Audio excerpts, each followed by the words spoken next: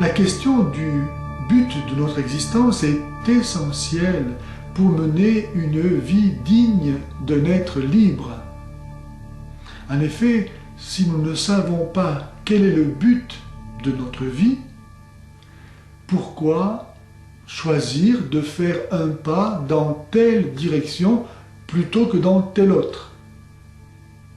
Et si nous n'avons pas de raison de faire un pas dans telle direction plutôt que dans telle autre, nous sommes alors condamnés soit à ne rien faire et donc à mourir, soit à faire n'importe quoi et donc à perdre notre dignité humaine qui est liée à notre condition de créature raisonnable, douée de liberté pour choisir elle-même son destin. C'est si vrai que perdre volontairement l'usage de sa raison, comme par exemple par l'alcoolisme, la drogue, la colère ou que sais-je, c'est se damner. Quel est donc le but de notre vie sans lequel celle-ci n'a pas de sens? Pourquoi existons-nous? Ou, autrement dit, qu'est-ce que le bonheur? Car il en est ainsi que tous les hommes cherchent le bonheur.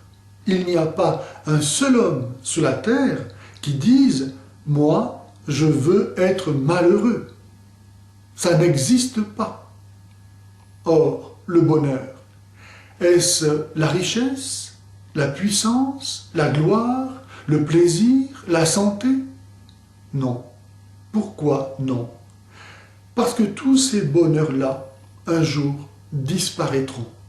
Et comment mettre toute sa joie en ce que l'on sait devoir bientôt nous manquer?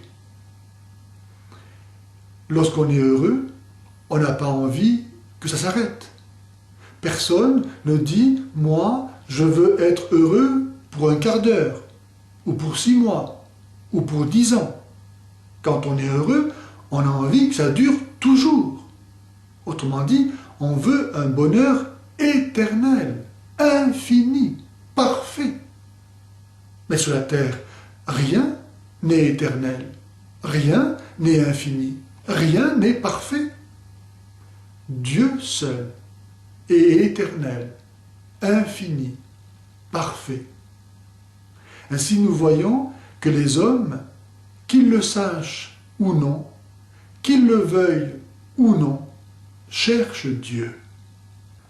Une preuve que nous sommes faits pour Dieu est que ceux qui ne font pas de Dieu le but de leur vie ne sont jamais heureux. Plus ils en ont et plus ils en veulent, et donc moins ils sont rassasiés. Pour qui accepte de regarder les choses en face, il est clair que ne pas faire de Dieu, mais d'une créature, le but de sa vie, c'est se condamner à devoir souffrir toujours. Comme l'écrivait saint Augustin, « Tu nous as fait pour toi, Seigneur, et notre cœur est sans repos, tant qu'il ne demeure en toi. » Savoir que Dieu a remis notre destin au pouvoir de notre liberté, et savoir que Dieu connaît parfaitement les intentions secrètes de notre cœur, et donc notre degré de responsabilité, nous conduit à comprendre que Dieu seul peut être le fondement de la morale, c'est-à-dire de l'agir bien, conduisant au bien vivre et donc au vrai bonheur. La preuve, par le contraire, est vraie.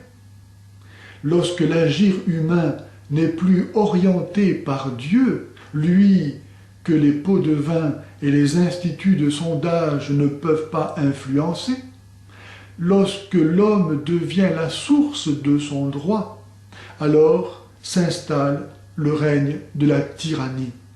En effet, il n'en coûte rien à l'homme n'ayant de compte à rendre à personne d'appeler bien ce qui est mal et mal ce qui est bien, et d'écraser petits et faibles. C'est ce que l'on a vu par exemple en 2001, lorsque Martine Aubry a fait rallonger le délai légal d'avortement de 10 à 12 semaines. Et pour cela a fait voter une loi qui ordonne de ne plus reconnaître un être humain pour un être humain. Et c'est ce que nous verrons peut-être demain, lorsqu'on jugera qu'il y a des vies humaines qui ne méritent pas d'être vécues, mais doivent être euthanasiées, comme déjà le Parti national socialiste l'avait fait croire pour éliminer les handicapés, qui coûtaient trop cher à la société d'alors, mais surtout parce que, par leur existence même, ils remettaient en cause l'idéologie du primat de la violence sur le droit et posaient la question de la raison d'être de l'homme et de sa faiblesse. Tu ne commettras pas de meurtre, tu ne voleras pas, tu ne mentiras pas, tu ne commettras pas d'adultère, tu n'auras pas de désir impur, tu ne convoiteras rien de ce qui est à ton prochain. Ah, si nous obéissions à Dieu, ce serait le paradis sur la terre. Mais non, les hommes ne veulent pas écouter Dieu. Et c'est ainsi qu'ils créent l'enfer. En effet, Dieu seul peut montrer à l'homme le chemin du bonheur pour lequel il l'a créé et qui est Dieu lui-même, se donnant à nous.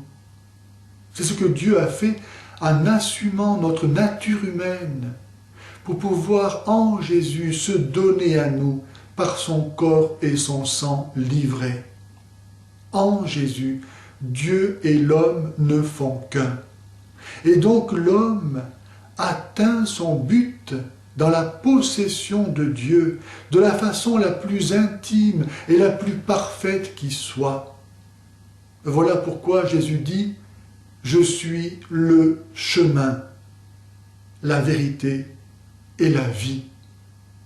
Voilà le but de notre vie, s'unir à Jésus, pour ne faire par Jésus plus qu'un avec Dieu, qui est le bonheur même.